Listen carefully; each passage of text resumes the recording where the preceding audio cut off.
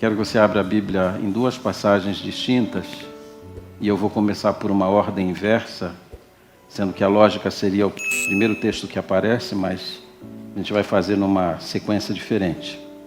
Efésios capítulo 6, versos 10 a 13, e depois a gente vai voltar lá para o início da Bíblia, para Gênesis capítulo 3, verso 1 a 6.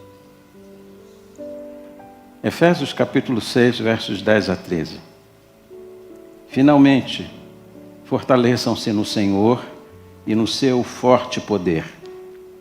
Vistam toda a armadura de Deus para poderem ficar firmes contra as ciladas do diabo, pois a nossa luta não é contra seres humanos, mas contra os poderes e autoridades, contra os dominadores deste mundo de trevas, contra as forças espirituais do mal nas regiões celestiais.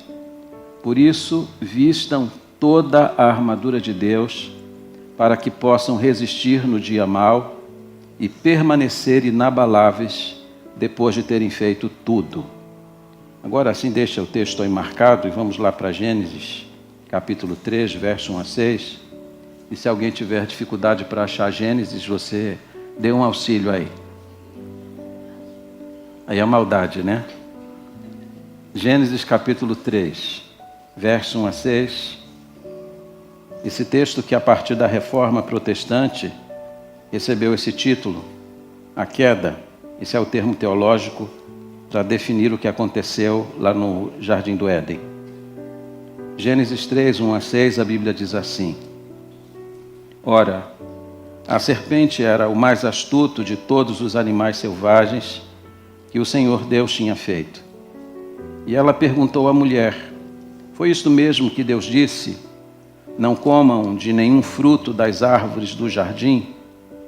Respondeu a mulher à serpente: Podemos comer do fruto das árvores do jardim, mas Deus disse: Não comam do fruto da árvore que está no meio do jardim, nem toquem nele, do contrário vocês morrerão.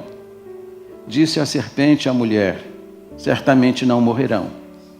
Deus sabe que no dia que dele comerem, seus olhos se abrirão e vocês, como Deus, serão conhecedores do bem e do mal. Quando a mulher viu que a árvore parecia agradável ao paladar, era atraente aos olhos e, além disso, desejável para dela se obter discernimento, tomou do seu fruto, comeu e deu ao seu marido, que comeu também. Que Deus abençoe a sua palavra. Hoje nós abrimos o mês da família e ao longo desse tempo que a gente vai estar aqui trabalhando, nós vamos trabalhar com essa temática, a família e a batalha espiritual. E é esse assunto que eu quero discorrer com vocês por um pouco. Vamos orar. Te agradecemos, Senhor, pela tua palavra. E suplico agora humildemente que o Senhor me conceda a iluminação e a instrumentalidade para que essa congregação seja abençoada. Eu te suplico isto no nome santo e precioso de Jesus. Amém. Por favor, tome assento. Você é feliz no seu casamento? Já houve algum dia em que você pensou seriamente em divorciar-se? Já houve algum tempo que você disse: eu estou cansado de lutar pelo meu casamento? Essas são perguntas que vale a pena a gente fazer. Nunca foi tão fácil as pessoas se separarem e desistirem do casamento. Há poucas semanas atrás, numa aula de direito, a gente estava trabalhando essa temática e aí eu percebi a facilidade com que hoje as pessoas podem se separar. Quando eu era criança, um processo de divórcio podia levar 10, 15 anos. Hoje, se você quer se separar do seu cônjuge, simplesmente você vai lá no cartório e você rapidamente consegue divorciar-se da pessoa com quem você se casou um dia. É muito fácil separar-se. É muito fácil desistir do casamento. E é por isso que tanta gente hoje com rapidez, com facilidade, desiste do seu matrimônio. Mas a minha pergunta permanece.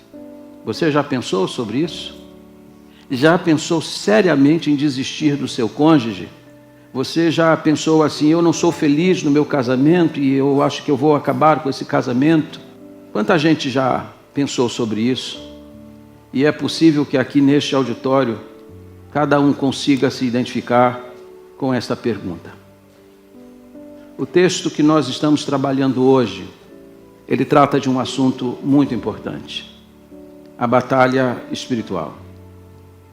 Eu sei que quando você ouviu ou leu o texto comigo, você deve ter pensado assim, o que esse texto tem a ver com família? O que um texto como este tem a ver com casamento? A minha resposta para você é tudo. Alguns anos atrás, o Conselho Deliberativo da nossa Convenção Batista Brasileira estava reunido exatamente para escolher o tema do ano eclesiástico para todas as igrejas batistas no Brasil. E vocês sabem que todos os anos nós temos um tema para todas as igrejas. E aí, enquanto o conselho está reunido, alguém fez uma sugestão, que diante da problemática, diante das dificuldades que as famílias estão enfrentando, que os batistas brasileiros trabalhassem com esta temática, a família e a batalha espiritual. E o texto apresentado foi exatamente este. Por um triz, esse seria o nosso tema. Mas naquela mesma reunião do conselho, alguém se levantou e disse, esse é um tema muito pesado para a gente falar nesse ano. E escolher um tema mais ameno para tratar da problemática familiar. Os batistas brasileiros nunca trataram esse tema como um tema global, mas nós vamos tratar dele aqui hoje à noite.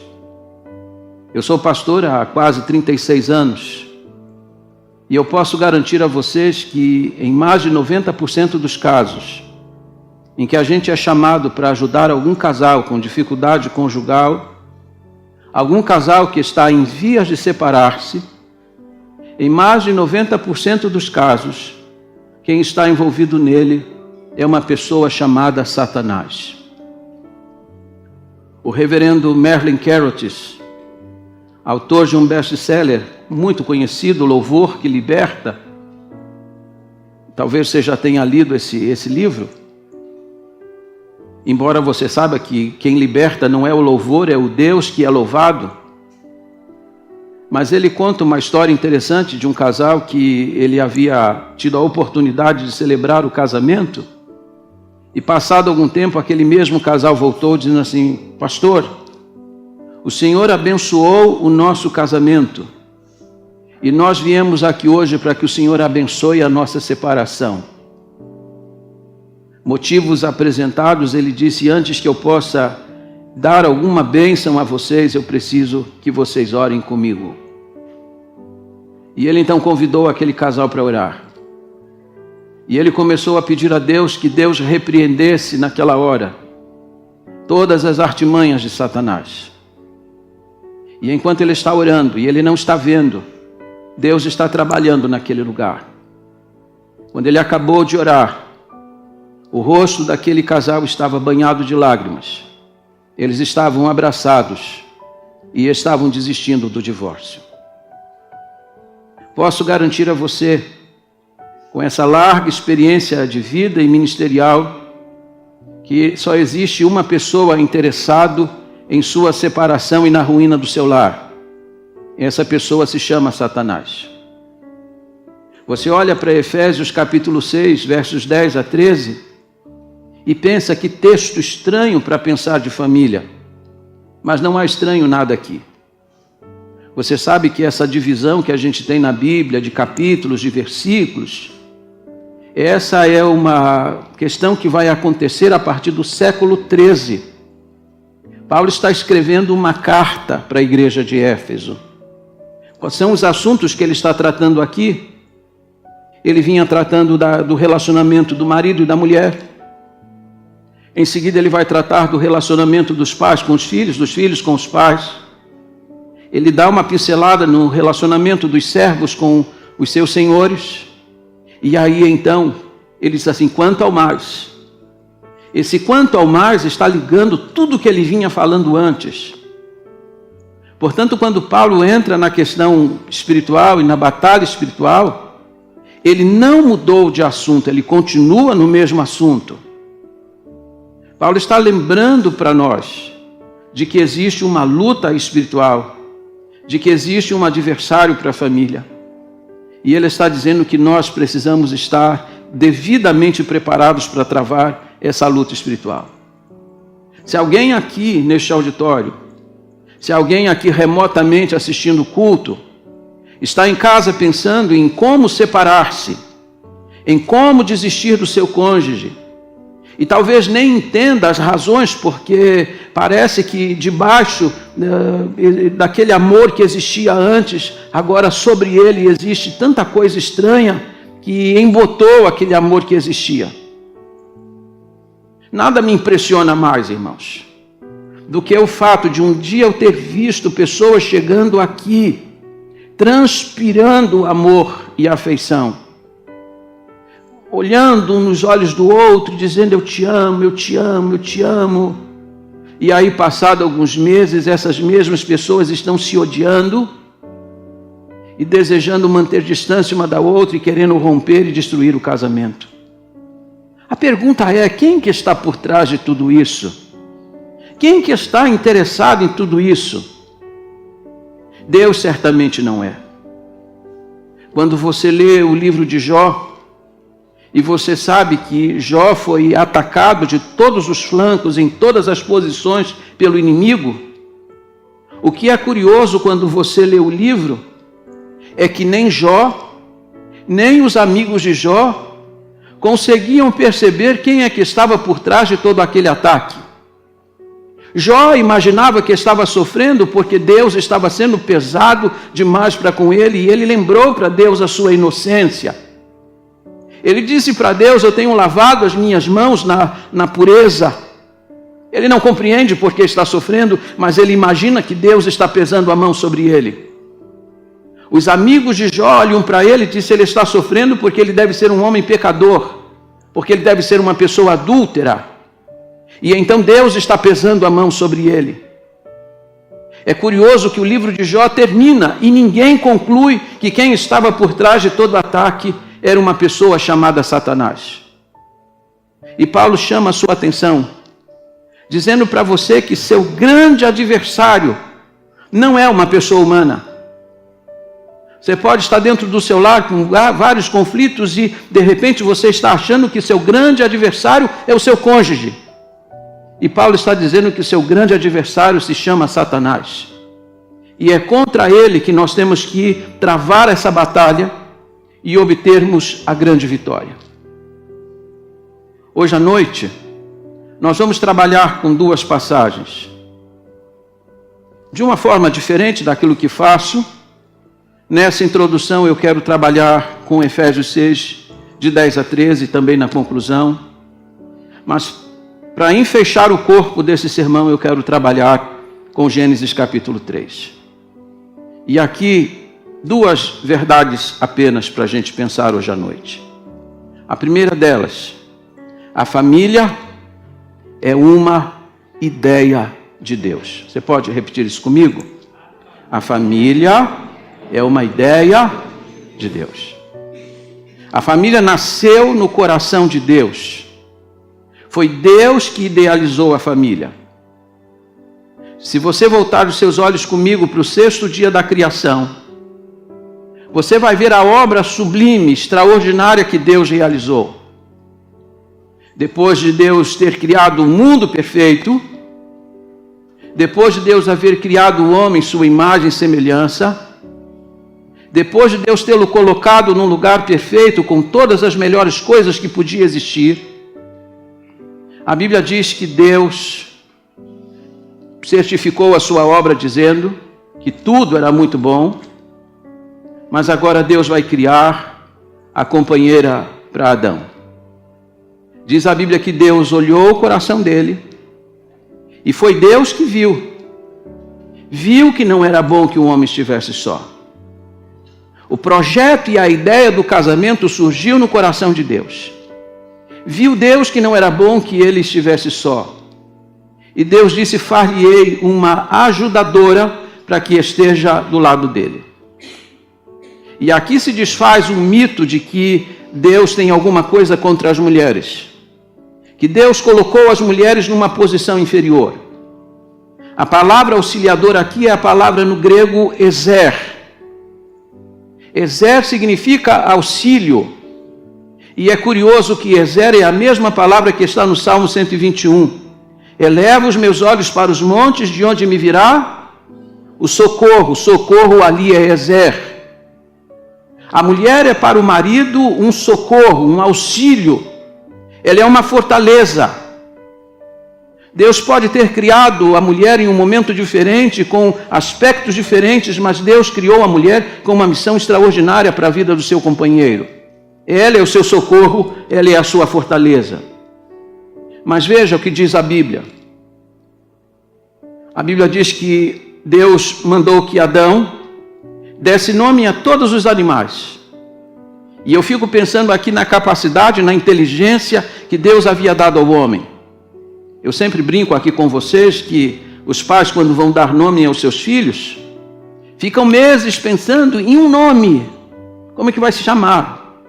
Aí ficam pensando aquele nome difícil. Vamos dar o nome de João, de Antônio. Esses nomes assim complicados, passam 9 meses pensando em um único nome. Adão deu nome a todos os animais. Que capacidade criativa. E vocês já perceberam que gato parece com gato mesmo? Nome perfeito. Olhou assim, é cachorro. E não parece que é cachorro mesmo? O nome encaixou direitinho. Inteligência que Deus deu a ele.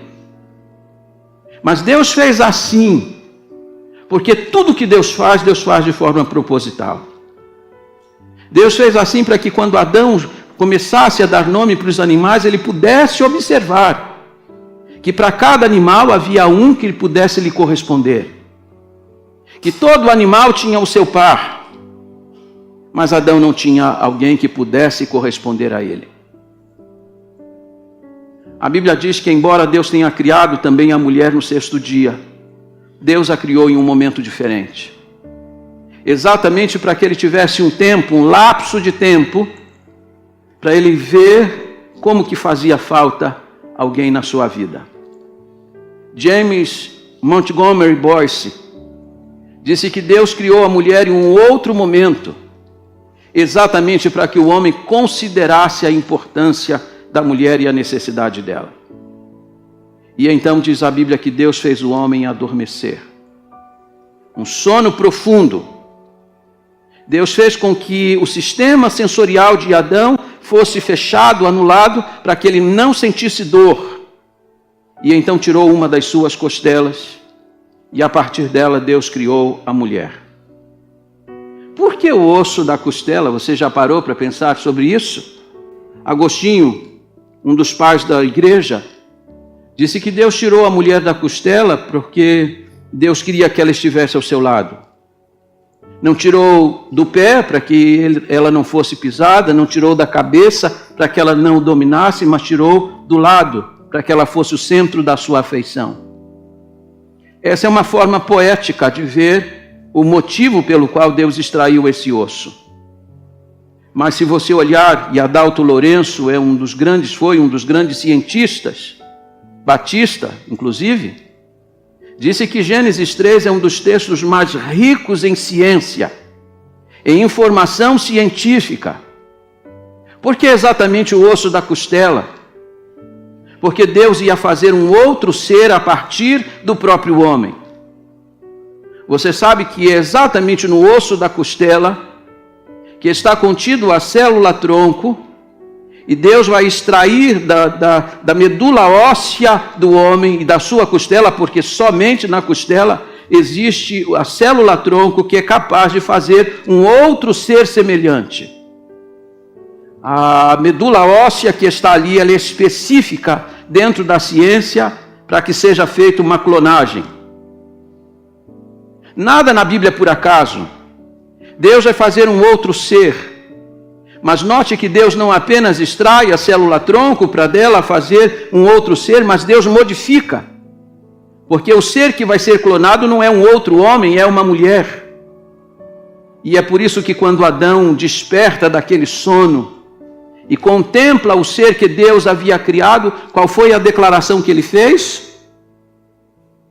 Esta é agora, o quê?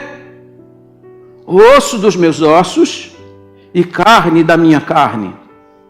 A primeira declaração de amor que está na Bíblia é exatamente esta. Aquele marido foi tomado de um êxtase e começou a celebrar o que Deus havia feito. Deus havia providenciado para ele uma companheira. E aqui deixa eu dar uma palavra para aqueles que vivem inquietos e ansiosos. E como é que eu faço para achar uma companheira? Como é que eu faço para achar um companheiro? Eu acho que eu vou sair por aí procurando.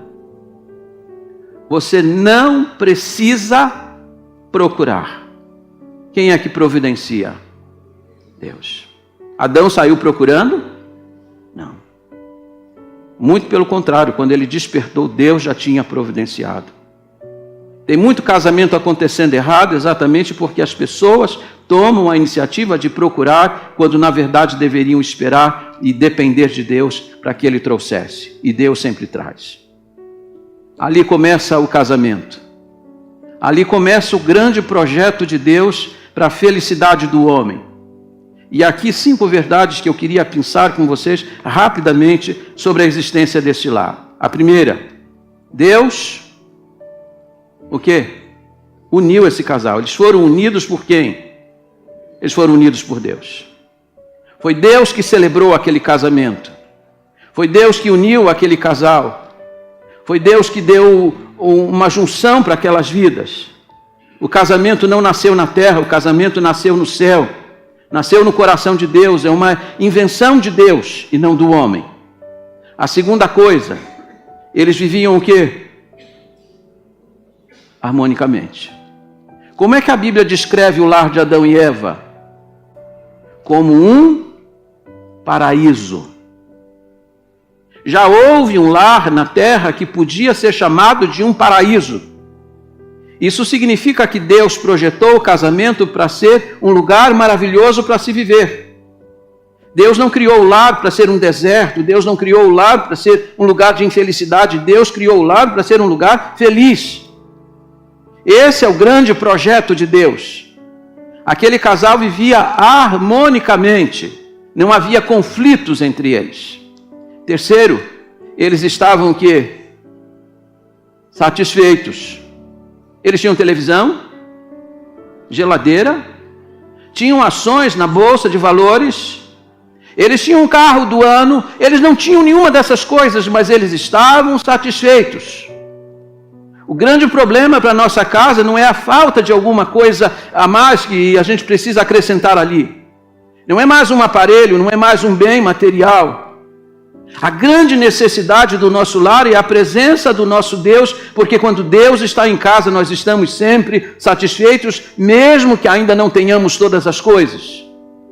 Essa é a tônica do Salmo 23. O Senhor é o meu pastor e nada me faltará.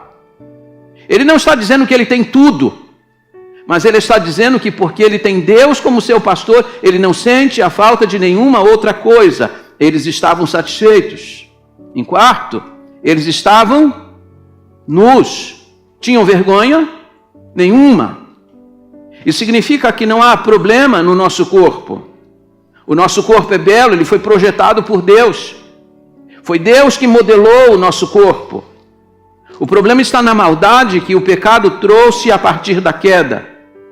Toda essa maldade, toda essa malícia, ela é fruto do pecado e não do nosso corpo. Há pessoas que dizem, meu corpo não tem importância nenhuma. Eu morrer, pode jogar o meu corpo em qualquer lugar. Você não tem consciência do que o seu corpo significa. Ele foi modelado por Deus. Ele tem uma beleza. E Deus tem um plano final para o seu corpo, porque Deus vai revestir este corpo de glória. Eles estão nus, eles não têm vergonha, porque não existe maldade em seus corações. E por último, eles tinham uma coisa importantíssima. Eles tinham comunhão com Deus. Todos os dias, na viração do dia, sabe quem aparecia lá no lar de Adão e Eva? O próprio Deus. Deus os visitava. Deus visita a sua casa. Deus comparece lá todos os dias. Seu lar é um paraíso na terra. Existe felicidade no seu casamento. Qual é o problema da nossa casa? Qual é o problema do nosso casamento? Eu posso lhes garantir que não é falta de mais um aparelho, não é a falta de mais um carro, nem mesmo a falta de um filho. Mas normalmente indica a falta de Deus. Diz o salmista no Salmo 127, primeiro: se o Senhor não edificar a casa, em vão trabalham os que edificam. Então, a primeira verdade de hoje: família é uma ideia de Deus. Família não é uma ideia moderna, não foi o homem que criou, foi Deus que criou, e Deus criou para que você tivesse satisfação. Essa é a boa notícia de hoje, mas eu tenho uma notícia ruim.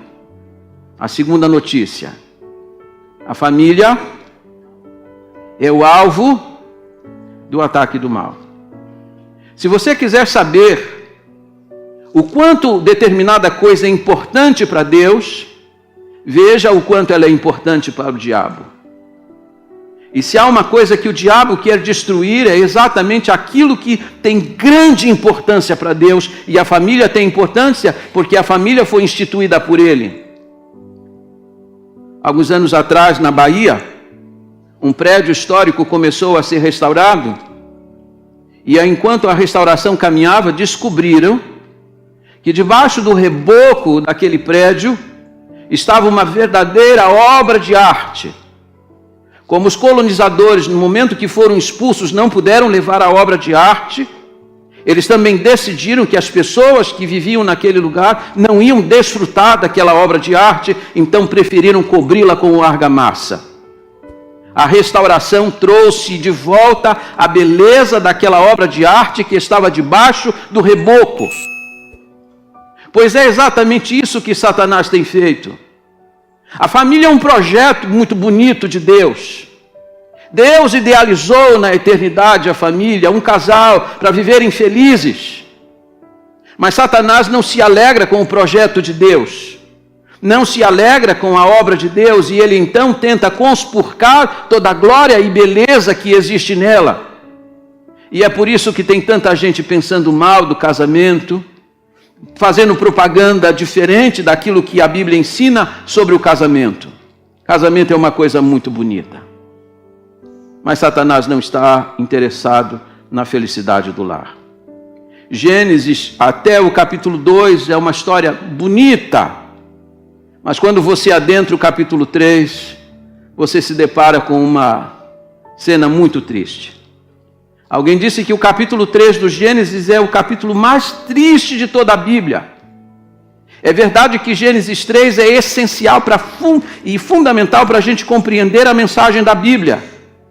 Se tirar Gênesis 3 da Bíblia, nós não vamos compreender absolutamente nada. Porque o homem é como ele é. Por que a morte entrou na nossa existência? Por que Jesus veio do céu? Porque ele morreu na cruz? Essas coisas não fariam sentido se nós não tivéssemos Gênesis 3. Mas Gênesis 3 é uma história trágica, em que um projeto de Deus está sendo atacado exatamente pelo príncipe das trevas. Gênesis 3 começa assim: mas a serpente. Na NVI começa: ora, a serpente. Existe uma conjunção ali que liga o capítulo 2 ao capítulo 3. Sabe aquele projeto bonito de Deus? Sabe aquela beleza de lar que existia, aquele lar harmônico que existia? Uma serpente chegou lá. Apocalipse diz que a serpente se transformou num dragão. E ao longo do Novo Testamento, a serpente é identificada com Satanás. Foi Satanás que entrou ali para atrapalhar a felicidade daquele casal. Foi Satanás que trabalhou para separá-los e afastá-los completamente, definitivamente de Deus. Mas a pergunta é: como é que Satanás chegou lá? Satanás chegou lá com uma voz melíflua, suave. diabo chegou assim para a mulher: olha, foi assim que Deus disse. O diabo nunca comparece cuspindo fogo e com tridente na mão. Ele sempre aparece com um disfarce, com uma voz suave. Sabe por que tem muita gente que cai? Porque não percebe que existe um disfarce, muitas vezes, do mal.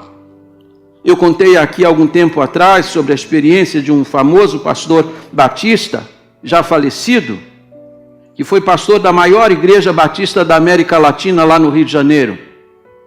Uma irmã da igreja vivia ligando assim para a casa dele: oi, pastor, você sabe quem está ligando? E ela insistia nesse tipo de ligação: oi, pastor, sabe quem está ligando? Até o dia que Deus deu discernimento para ele, quando ela fez essa pergunta, ele disse: eu sei, é o diabo. Quando chega com a conversa assim muito suave, desconfie.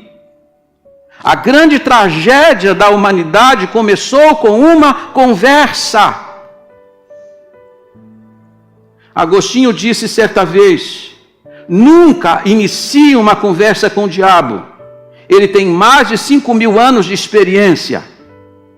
Ah, se Eva pudesse prever que aquela única conversa levaria a humanidade inteira para a tragédia que ela está vivendo.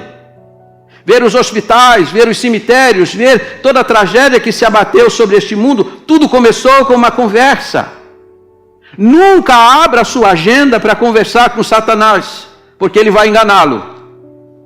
E a Bíblia diz que Satanás começa a inocular o seu veneno, lançando dúvidas. E você sabe que dúvida é um dardo inflamado do maligno. Quando a Bíblia diz que você precisa levantar o escudo da fé para apagar os dardos inflamados do maligno, os dardos inflamados do maligno nada mais são do que dúvidas. Você sabe como Satanás atacou Jesus no deserto? Colocando dúvida. Se tu és o Filho de Deus. Ora, Satanás não sabia que Jesus era o Filho de Deus. Mas Jesus refutou a palavra dele, porque Jesus sabia e conhecia perfeitamente sua identidade. Tem muita gente dando e alimentando a conversa com o mal. Em vez de levantar o escudo da fé e derrubar as dúvidas, acalenta as dúvidas. E Satanás então começou a inocular o seu veneno, colocando dúvidas, porque a dúvida abre espaço para a incredulidade. E a mulher não teve cuidado algum com a palavra de Deus. Ela disse: olha, Deus falou que a gente pode comer das árvores do jardim, menos daquela que está no meio do jardim. Deus proibiu que se comesse daquela que estava no meio do jardim. Qual era a árvore que estava no meio do jardim? A árvore da ciência do bem e do mal ou a árvore da vida? Se você ler o texto, vai perceber que a mulher vai mudar as árvores de lugar. Ela vai suavizar a palavra de Deus, porque Deus disse: no dia que vocês comerem da árvore da ciência do bem e do mal, vocês vão morrer. E ela disse: certamente, disse que certamente a gente vai morrer, atenuando, dizendo assim: há uma possibilidade. A palavra de Deus, você tem que se aferrar a ela, você tem que manter-se nela. Um dos grandes problemas que envolve a família hoje é porque nós não temos firmeza na palavra. As pessoas vêm me procurar e dizem: eu quero me divorciar. O que a Bíblia diz? O que a palavra de Deus diz? Não, vamos tentar relativizar o que Deus falou, porque isso aqui foi em outra época, isso aqui não se aplica à minha vida. Essa é a palavra de Deus, e a palavra de Deus diz que Deus não tem prazer na separação. A palavra de Deus diz que Deus odeia divórcio. Deus ama a família, Deus instituiu a família para ser um projeto perene. Mas como a mulher não teve cuidado com a palavra de Deus, Satanás pôde então induzi-la para o erro e para o pecado, e com o pecado, toda essa tragédia que se abateu sobre este mundo. Há duas coisas importantes que eu preciso dizer a vocês, porque eu não vou ser exaustivo hoje à noite. Por que Satanás lança um combate ferrenho contra a família? Por dois motivos. O primeiro, porque a família ela tem o quê? Importância. A família é a instituição mais importante de Deus. Ela é mais importante do que a igreja. Você sabia disso? A família antecede a igreja. Deus, antes de criar a igreja, Deus criou a família. A família que dá estabilidade a tudo. Rui Barbosa, um grande jurista, disse que a família é a célula máter da sociedade. E ele disse isso refletindo que a felicidade e a estabilidade da nação depende das suas famílias. Pois eu lhes garanto que a felicidade e a estabilidade da igreja também depende da família. Por que a família, porque as nossas igrejas andam tão frágeis, tão flácidas, tão combalidas? Exatamente porque suas famílias estão muitas vezes dando sinais de fragilidade. A família tem importância muito grande. E o diabo sabe disso. Ele sabe que só vai haver felicidade e paz na nação se as suas famílias estiverem bem. Então Satanás trabalha para destruir a família, para quebrar a nação e quebrar também a igreja. A família é a nossa primeira escola. A família é a primeira academia que a gente frequenta. É ali que o nosso caráter é moldado. Eu estava lembrando esses dias, do dia em que eu cheguei em casa com uma borracha, dessas de apagar lá no caderno, eu era menino, e cheguei com a borracha em casa e minha mãe perguntou, que borracha é essa? Eu disse, o meu colega me emprestou. Eu apanhei muito por causa daquela borracha, de fato eu tinha pego emprestado, mas minha mãe achou que eu tinha surrupiado. Mas eu aprendi a lição, nunca chegar em casa com alguma coisa que não fosse minha. Meu caráter foi sendo moldado dentro da minha casa. É a família que vai moldando as pessoas, vai dando caráter às pessoas. Por que você não rouba? Por que você não faz isso? Por que você não faz aquilo outro? Por causa do ensino que os seus pais lhe deram. A família tem uma importância vital na nossa vida. Nossos pais foram os nossos primeiros professores. Ora, se a família é a nossa primeira academia, Satanás quer destruir a família. Por que Satanás está inventando modelos diferentes de família? Não é mais pai, mãe e filhos, mas agora é pai, pai, mãe, mãe, mãe, e assim por diante.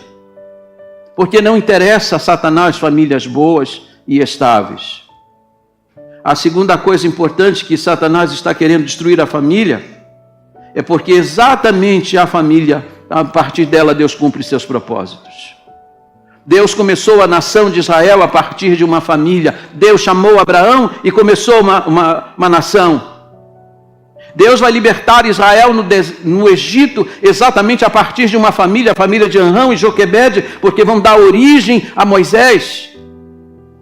Deus vai trazer salvação a este mundo usando uma outra família, a família de José e Maria. Deus sempre que vai cumprir algum propósito no mundo, Deus começa com a família. Vocês já devem ter ouvido, e eu ouvi também, o testemunho do pastor Hernandes Dias Lopes, quando ele fala de sua mãe. Ele disse, um dia os médicos chamaram a minha mãe e disseram, a sua gravidez é de alto risco.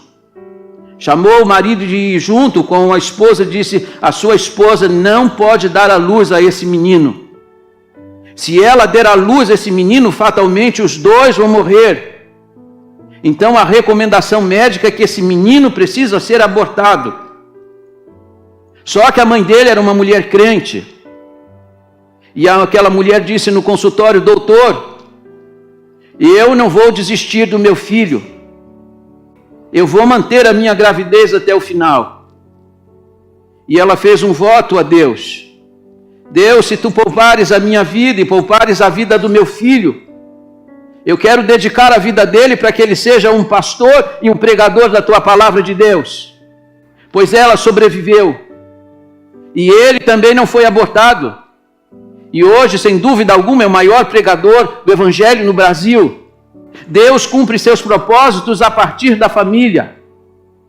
Pode ser que aí no seu ventre, você que está gerando alguém, Pode estar aí um pastor, um evangelista, um estadista, quem sabe o futuro presidente deste país. Deus sempre cumpre os seus propósitos a partir das nossas famílias. Satanás sabe disso. Ele não quer a família de pé. Ele quer destruí-la. E aí o que fazer diante desta realidade espiritual? Paulo vai fazer algumas recomendações. Ele começa o verso 10 aqui de Efésios, dizendo finalmente, fortaleçam-se no Senhor e no seu poder. A batalha contra Satanás não é uma batalha qualquer. Paulo disse que nós estamos lutando contra forças espirituais do mal. A palavra que está no original é a palavra cosmocratores, inteligências espirituais do mal. Você pode não ver, você pode não saber, mas no mundo espiritual existem inteligências trabalhando para destruir sua vida e para destruir o seu lar. Quando sai da sua boca aquela decisão, eu vou me separar, eu não quero mais esse casamento, você está seguindo exatamente os ditames dessas inteligências do mal. O que fazer para nós não cedermos a ela? Paulo disse, fortaleçam-se no Senhor. Nós cantamos várias vezes aqui Castelo Forte, e uma das declarações que Lutero faz neste hino diz assim, a nossa força nada faz. Estamos sim sem defesa. Ele está contando a sua experiência, ele estava vulnerável diante dos ataques, mas ele sabia que Deus podia ajudá-lo. A nossa força vem do Senhor. Busquem a força em Deus. Busquem o fortalecimento em Deus. Deus já colocou à sua disposição tudo o que você precisa para lutar e vencer a batalha espiritual. A segunda coisa que você deve pensar é que você deve se dedicar à oração. Aqui em Efésios 6, verso 18, porque lá no verso de número 13, Paulo termina assim, depois de terem feito tudo. E aí veja o que ele diz no verso 18, orem no Espírito em todas as ocasiões, com toda a oração e súplica. Quanto tempo a gente dedica para a oração, irmãos? Nós somos o povo que sabe tudo sobre oração. Nós cantamos sobre oração, nós pregamos sobre oração. Sabe qual é o nosso problema? A gente praticamente não ora. As nossas orações são rápidas. As nossas orações são rotineiras. Não existe sequer criatividade nas nossas orações. Repetimos sempre as mesmas palavras. Os nossos lares são frágeis e os nossos casamentos também, porque nós somos um povo que ora pouco. E ouça o que eu vou dizer aqui. Satanás pode rir de muita coisa que a gente faz. Pode desprezar muitas coisas que a gente faz. Mas se existe uma coisa que Satanás teme, é quando o povo de Deus se coloca diante de Deus para orar. Deixa eu contar uma história para vocês, eu já vou terminar. É a história de Sara. Sara, filha de um homem muito rico, um homem muito culto, dono da maior biblioteca aqui no Brasil, mas esse homem também é ateu. Avesso a Deus, e ela foi criada distante dos conceitos de Deus. Mas havia um anseio no coração dela. Ela queria conhecer a Deus. E aí, quando chegou a sua adolescência, ela começou a frequentar as mais diversas religiões, procurando Deus. E quanto mais ela procurava, mais ela se perdia. Até que um dia, uma colega, outra adolescente, e isso que é importante, a gente está sendo usado por Deus nos lugares onde Deus nos planta. Uma colega do colégio disse, você vai na minha igreja?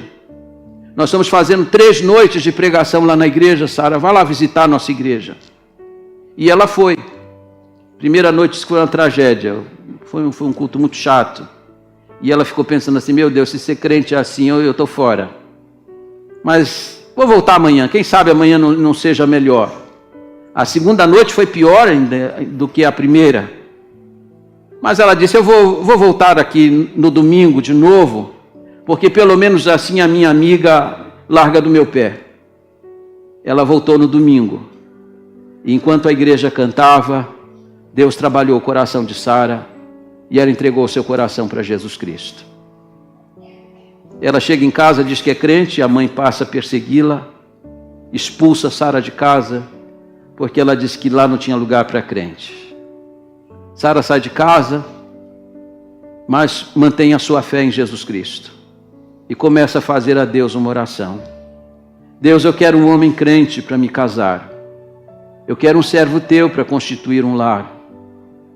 E a Deus, no seu tempo, do seu modo, providenciou um companheiro para ela. O rapaz se tornou pastor, assumiram uma igreja, começaram um bonito ministério, mas um dia esse marido chega em casa e diz assim para Sara: Sara, eu estou desistindo de nós. Eu não quero mais esse casamento. Eu estou saindo em busca da minha felicidade. E embarcou numa aventura extraconjugal. E Sara foi aconselhado pelos amigos, até por pessoas da igreja: para você é uma pessoa jovem, bonita, vai refazer sua vida, vai fazer o seu divórcio. Mas ela era uma mulher crente, e uma noite de sábado ela resolveu fazer a Deus uma oração. Segunda-feira seria a sua audiência, e eu aqui estou contando uma experiência real. No sábado, véspera da sua audiência de divórcio, ela juntou os filhos na cozinha e disse: ó Deus, eu nunca fiz uma oração como eu vou fazer agora. Eu creio em Jesus Cristo, porque eu entreguei o meu coração para Ele. E eu orei ao Senhor, eu disse para o Senhor que eu queria um marido crente, e eu creio que foi o Senhor que me deu. Eu disse naquele altar, no dia que eu me casei, que meu casamento era para sempre. Ó Deus, então eu te peço agora que tu intervenhas em favor do meu casamento. E ela foi dormir com os filhos. Isso era sábado. Domingo pela manhã ela acorda os meninos, arruma os meninos para a escola bíblica dominical, vai fazer o café. Enquanto ela está fazendo o café, ela olha assim, embaixo da porta tem um envelope. E ela vai olhar o envelope e uma carta do marido. E ele diz assim: Sara, eu não sei o que aconteceu. Ontem à noite eu fui despertado. E Deus trouxe arrependimento ao meu coração. Eu quero voltar para casa, me perdoe, eu quero retomar o nosso casamento. A verdade é que naquela hora que ela orou, porque você sabe que a oração, ela une a nossa fraqueza à onipotência de Deus. Seu casamento pode ser restaurado, sua vida pode ser restaurada. Para Deus existe auxílio para toda a nossa crise. Ela orou e desfez todos os planos que Satanás havia concebido para a destruição de sua família. Precisamos buscar mais a Deus. Precisamos transformar o nosso lar em um lugar de oração. Alguém disse que da chaminé da nossa casa tem que subir o incenso das nossas orações a Deus. Perdemos muitas batalhas porque oramos pouco. E por último, e a minha terceira palavra e última, precisamos voltar ao Gênesis. Precisamos voltar ao início de tudo. A felicidade da sua casa só depende de uma pessoa, depende de Deus. Você precisa chamar Deus de volta para a sua casa, Deus de volta para o seu lar, Deus de volta para o seu relacionamento. A família do Gênesis vivia feliz a despeito de ter ou não ter coisas, porque Deus estava lá. A maior necessidade da sua casa é da presença do Senhor. Não está na hora de chamarmos Deus? O teólogo alemão Dietrich Bonhoeffer escreveu uma obra chamada Resistência e Submissão. Tiago escreve capítulo 4, versículo 7, e ele inverte a posição. Em vez de resistência e submissão, ele põe submissão primeiro e resistência depois. Tiago diz no capítulo 4, versículo 7, resisti ao diabo e ele fugirá de vós. Mas antes ele disse assim, submetei-vos a Deus. Deus vem primeiro, porque quando Deus está presente não existe espaço para Satanás trabalhar. O problema nosso não é a proximidade do diabo, é a ausência de Deus. Deus precisa estar lá. Fiquemos em pé todos nós.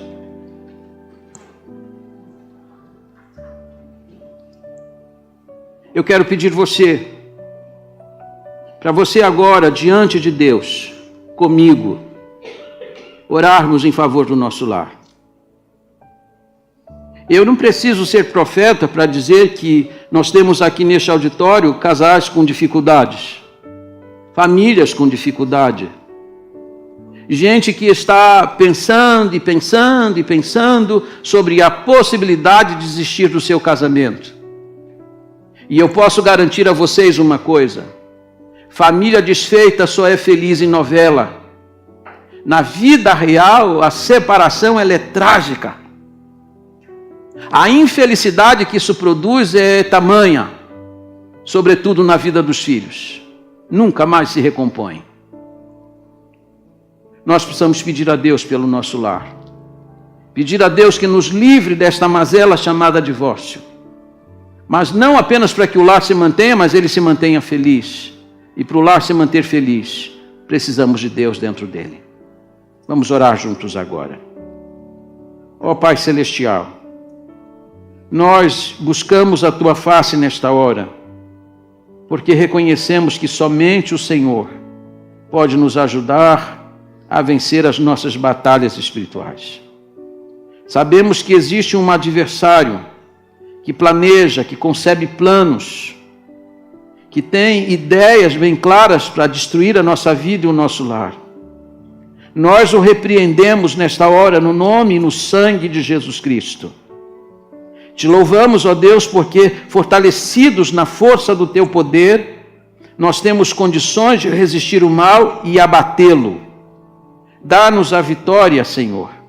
Abençoe a nossa casa, para que o nosso lar não seja um deserto, mas um oásis neste mundo. Não seja um palco de tristeza, mas um lugar de grande felicidade. Ó Deus, eu te peço pelos lares que estão aqui representados nesta hora. Peço-te por aqueles que me ouvem remotamente. Visita seus lares também. E, ó Deus bendito, traga felicidade à família brasileira. Deus, traga felicidade e paz para a nação brasileira. E levanta, ó Deus, uma igreja forte para abençoar e influenciar as famílias brasileiras. Para dizer para cada uma delas que não existe felicidade e estabilidade real se Deus não estiver presente. Ó Deus, ajuda-nos a voltar para a simplicidade do Éden. Faze com que o nosso lar também se transforme num paraíso, onde a Tua presença seja constante a cada dia, onde o Senhor nos visite a cada dia, onde a Tua presença seja reverenciada e obedecida a cada dia. Firma-nos na Tua palavra. E, ó Deus, fecha a boca de Satanás. Derruba, Senhor, os planos que ele já tem concebido. Se nesta hora ele tem engendrado alguns planos para fazer com que a nossa vida e o nosso lar venha a ruir, nós repreendemos esses planos e os desfazemos no nome santo e bendito de Jesus. Oramos pela igreja, Senhor, e por suas famílias, pedindo que o Senhor traga paz e estabilidade ao nosso meio também. É a oração que eu faço, no nome santo e precioso de Jesus. E seja sobre nós agora o amor de Deus, o nosso eterno e bendito Pai, a graça do nosso Senhor e Salvador Jesus Cristo e as doces consolações do Espírito Santo de Deus. Seja com a Igreja Batista Cristo Salva, seja com as famílias que a compõem e com todo Israel de Deus espalhado em toda a face da terra, hoje e para todo sempre. Amém e amém. Deus abençoe sua vida.